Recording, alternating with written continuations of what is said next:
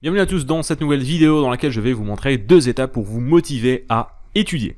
Déjà, il faut savoir que cette vidéo est une réponse à un commentaire d'un des abonnés. Donc si vous aussi vous avez des questions à propos de la mémorisation ou des études, vous pouvez les laisser dans les commentaires et je vais essayer d'y répondre dans les prochaines vidéos.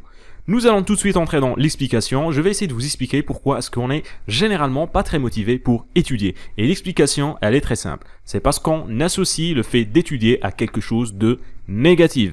Alors là, je sais, vous allez me dire, non, je suis désolé, je suis pas d'accord. Je sais très bien que étudier est quelque chose de positif.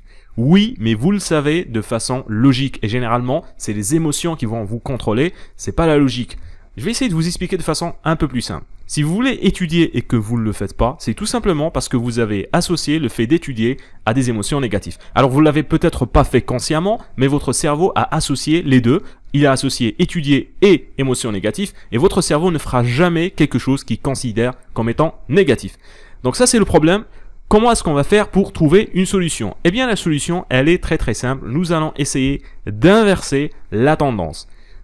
Qu'est-ce que ça veut dire? Eh bien, si le fait d'étudier est associé à des émotions négatives, nous allons essayer d'associer ces mêmes émotions négatives au fait de ne pas étudier et associer des émotions positives au fait d'étudier. Alors là, vous allez me dire, oui, mais t'es bien gentil, mais comment est-ce que je vais faire ça? Concrètement, comment est-ce qu'on peut appliquer cela? C'est très simple, vous allez avoir besoin d'une feuille et d'un stylo. Et vous allez créer 2 listes du fait qu'il y a 2 étapes pour se motiver à étudier. Dans la première liste, vous allez écrire 10 conséquences négatives qui peuvent se produire si vous n'étudiez pas. Donc vous allez lier le fait de ne pas étudier à des résultats négatifs. Et dans la deuxième liste, vous allez écrire 10 résultats positifs qui peuvent se produire si vous étudiez.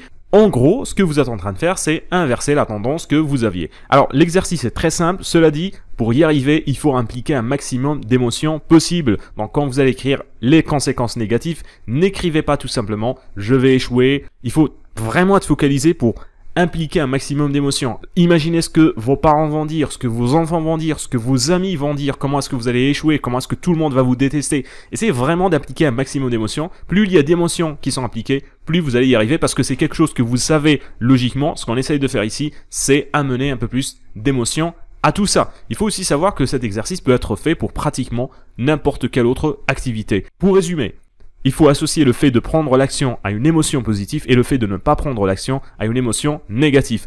Ça se fait de façon quasi inconsciente. Donc avec cet exercice, en écrivant dans ces listes, on va essayer de rendre ce processus un peu plus conscient.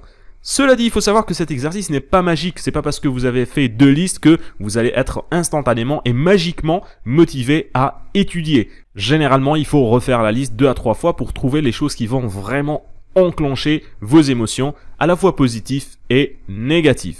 Voilà, donc c'était les 2 étapes pour vous motiver à étudier. Si vous voulez en apprendre davantage sur les études, la préparation aux études et aussi la mémorisation, je vous invite à vous inscrire à une de mes formations gratuites. Vous trouverez le lien en bas dans la description. Si vous n'êtes pas abonné à la chaîne, eh bien abonnez-vous, laissez un pouce bleu si vous avez aimé cette vidéo, partagez-la avec vos amis si vous pensez qu'elle peut leur être utile et on va nous retrouver très prochainement pour une nouvelle vidéo.